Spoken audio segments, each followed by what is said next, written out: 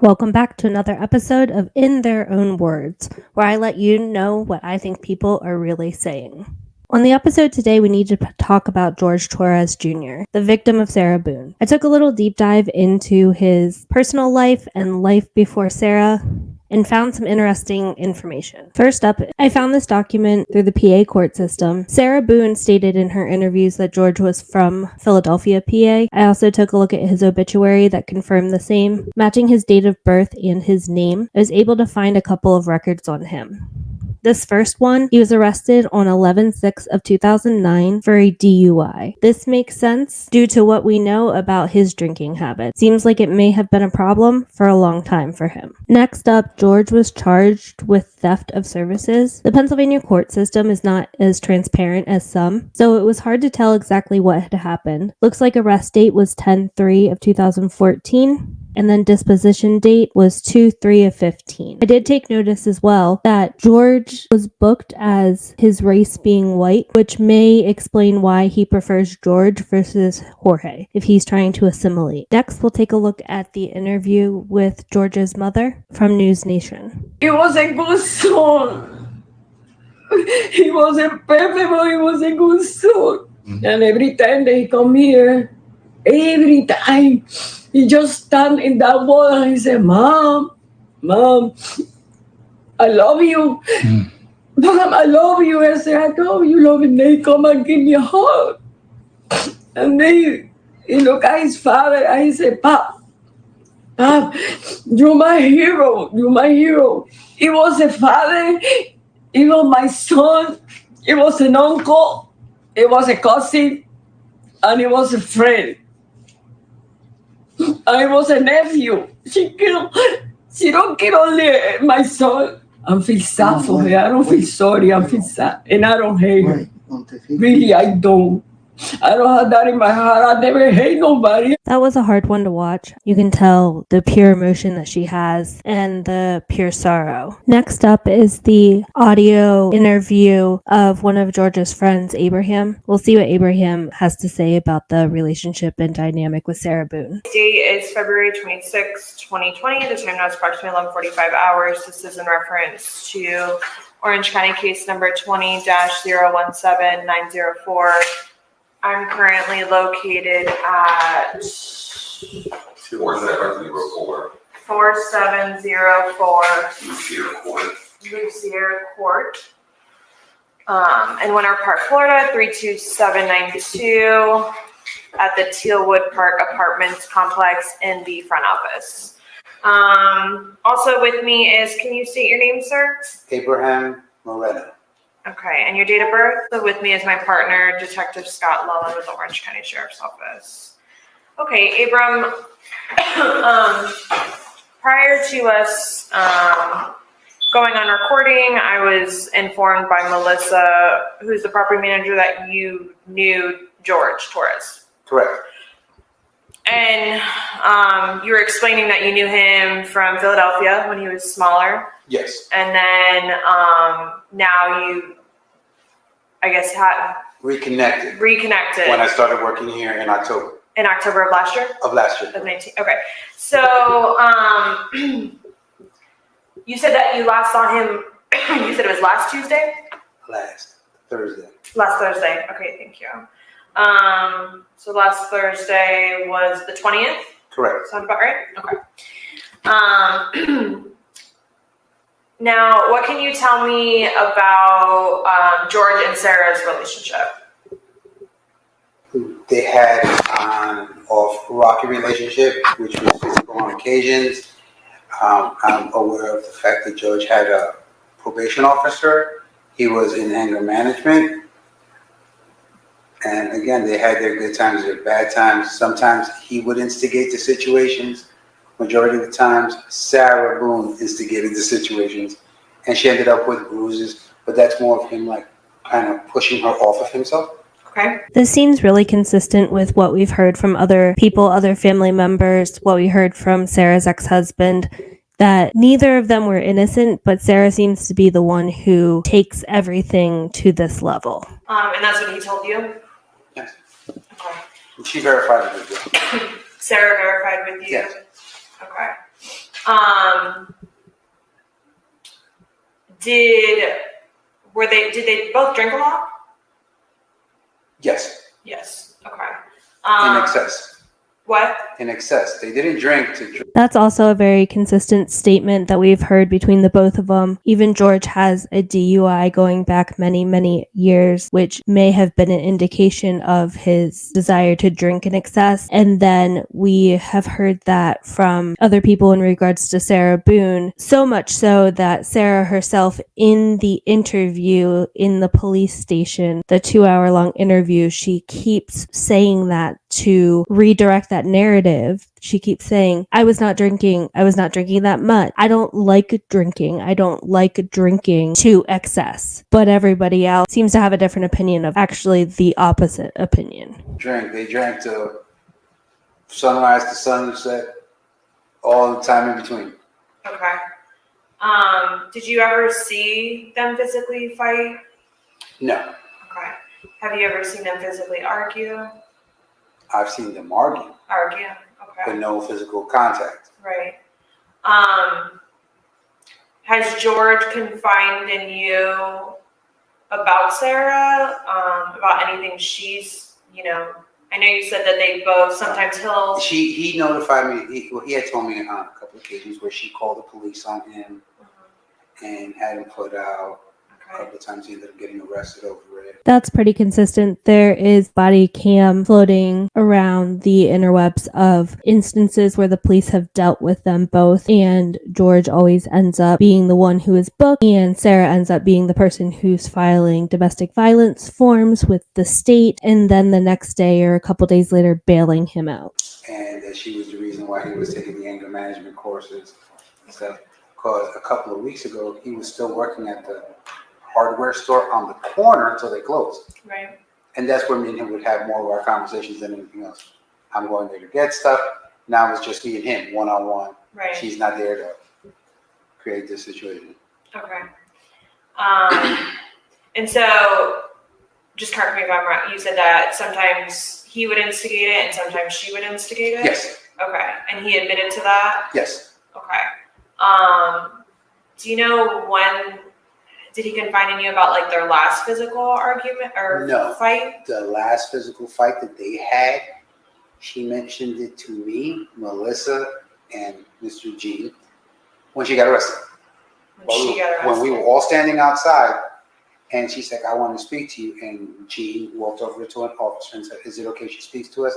They said we would prefer not, but that is her choice. Right. We did not ask her any questions. She had told us that a couple of days ago they got into a fight where he grabbed her by her hair and dragged her down the steps. Sarah is a control freak. We saw this in her main interrogation, but I think we're getting more context now. I've also seen statements from her through the other body cams, statements that I don't even think that she would imagine could be posted together. She is constantly trying to establish a narrative with the people around her. I know even when the police were at the house and she was outside on the sidewalk, not being detained but not being allowed to leave, she had already started in with the whole, who's going to tell George's family? George's family hates me. George's family thinks I'm the white devil. Who is going to tell them? Who's going to explain this to them? I need a chance to run away. I think that's, whether it was conscious or unconscious, that's very much her trying to insert herself into the narrative of the situation. And that would probably be a day or two before this situation happened. Before the situation? With the suitcase. Okay, so when did you talk? When was that? She was talking to us outside Monday afternoon. Oh, Monday. Okay. I thought you said the last time she got arrested, and I'm like... No, when she got arrested, when everybody was at her door. When we were investigating. When you were doing during your investigation, because you was typing in the car. Okay. She was talking to us outside. There was a young officer at the door who heard the conversation. Okay. Because he was only but 20 feet away. Okay. So she told you what again? One more time. That they had gotten into a fight. He grabbed her by the hair and dragged her down the steps. 2 days prior? So this is in the middle of a crime scene. This is minute, maybe an hour between when she calls the police and they start investigating the suspicion and the death of George. So already within an hour or two of the crime scene going up, she's already wants to focus her attention and talk to this person, Abraham, Melissa, the property manager, and then another person. Like, she has to be the one who gets ahead of it and who makes the statement first. Probably about 2 days prior to that situation. So that would be Saturday. Yeah, over the weekend, yes. Over the Whatever weekend. took place over the weekend, Saturday or Sunday. Okay. Then she told us that they were playing hide and seek. He went in the suitcase. She zipped it up. And then she went upstairs and passed out.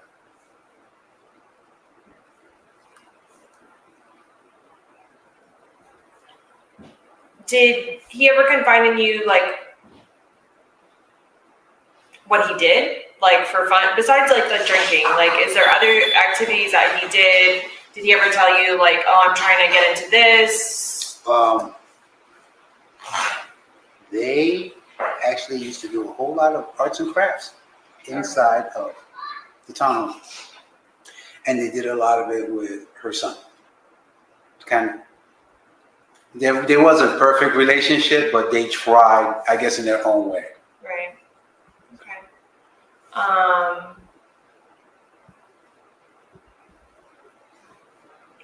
Is there anything else that he would tell you about him and Sarah's relationship that you think is important for us to know?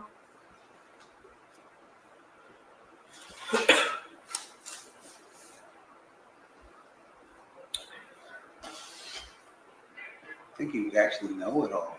They just had a very rocky physical relationship. On and off. Okay. Did you ever see marks or bruises on him? Yes. Okay. Like what? Scratches on the neck. Scratches.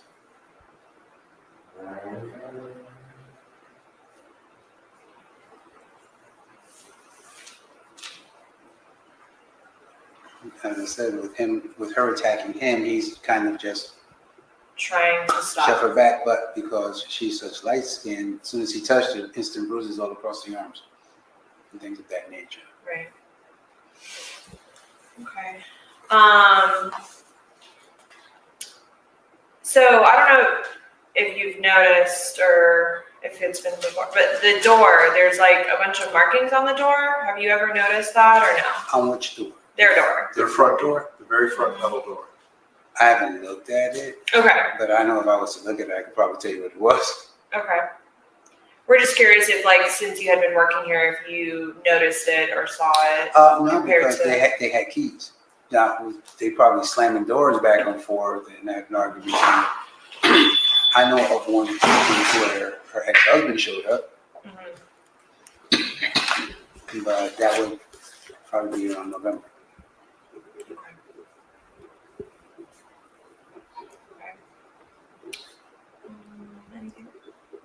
Have you, has he ever talked to you about any damage inside the apartment that he needed help fixing that you couldn't do? No. Have you ever really been inside their apartment? Yes, I have. I did basic work orders, like change the verticals, patch up. Have you seen any damage that looks like it was caused by either one of them? Not that I can say, it just looks like normal wear and tear of a unit. Well, I noticed on the first floor, there's a half bath there. Yes. There's like two or three patches on that door. Do you know anything about those patches? No, not the door. I did the patchwork in the ceiling, and that was due to a leaking air conditioner. Yeah. The door would have to have been super recent. Yeah. One night. I did hear about that.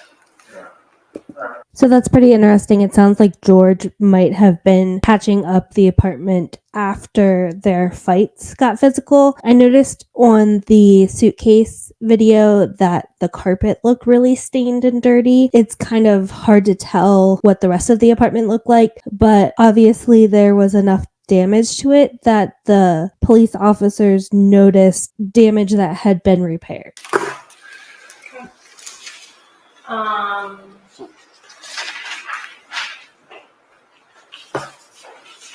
And you said has Sarah confided in you where George is not there? Or is it like... The most she ever did was, we're fighting, we're arguing, he's always arguing with his ex-wife over the phone. I just tried not to get in the middle of that. Did you know his ex-wife, or was that prior? Oh, that's well after. Because I lived down the street from George. For how long? 93 to 2005. So he would have started at, you said 14? Yeah, so he would have been into his mid-20s. Yeah, but it was me and my wife. And trust me, she works for DHS. Okay. She's a child services kid. Right. My son is a Philadelphia police officer. Different circles altogether. Yeah. That's what I was going to ask. How well did you know him up there? Oh, not like I said, to me, he was just a teenager running around with the other kids. And I see him at the corner store and stuff like that. Yeah, stuff like that. Well, literally on the block, because I lived here. My brother-in-law across the street was my ex-wife's aunt, and then George. Okay. So it was, and then her mother lived across the street. So restaurants. So no matter where you go, everybody sees each other. Absolutely. Now down here, was it just coincidence you got the job here, was walking through and ran into him and went, "Yep, holy cow." Okay. That's literally what happened. It was like, whoa, real small world. Do you ever go out and hang out with them, have dinner, go drinking? The only time we've ever seen them is when you're at work, either here on this property or when I would go to the hardware store. That's it. Okay. Did you ever stay after and hang out in the apartment with them? Nope. I don't hang out with residents. Good. Can you raise your... Abraham sounds a lot younger than he apparently is. It sounds like when they were in Philly that George was more of a teenager and he was more of a younger adult who was already married. And I really find him, just by what he says, to be pretty credible and cut and dry. I don't think this is going to look good if they present this witness at trial. I think that he was fairly objective and fairly clear cut and answered questions directly to the point and didn't add a lot of fluff or add a lot of things that he thought the police officers might want him to say.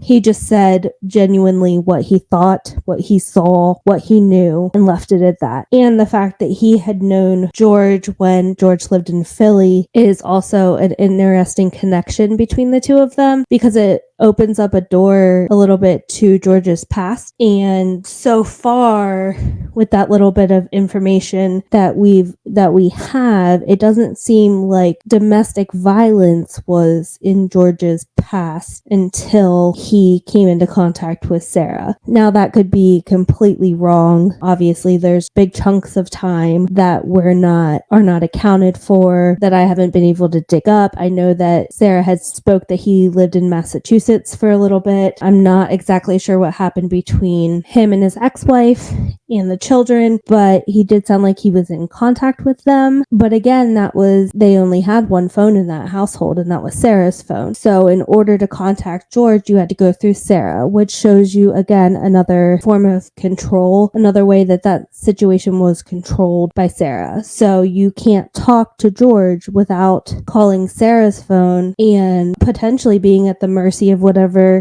mood she was in. I mean, if she wanted to punish him, she could have withheld phone calls from his children, withheld phone calls from his family, monitored the amount of time that he was on the phone. It sounds like a very abusive situation when you start pulling back the pieces of the details of their dynamic. Do you promise and swear everything we've talked about I confirm. True and accurate? I will confirm. I do not swear.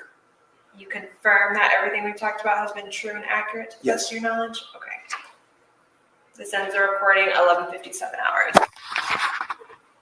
Well, that's the end of our video today. Just a little bit of a glimpse into George's past, a little bit more information about him, about his family, about Philadelphia. I'm sure more will come out in trial. Like I said, it does seem very interesting because with the information that we have now, it very much feels like he did not have these patterns of behavior until he met Sarah, or these patterns of behavior were exacerbated by Sarah, or documented by Sarah. So with that being said, thank you for making it this far if you have. If you don't mind, please like, comment, and subscribe to help grow this channel. Thank you.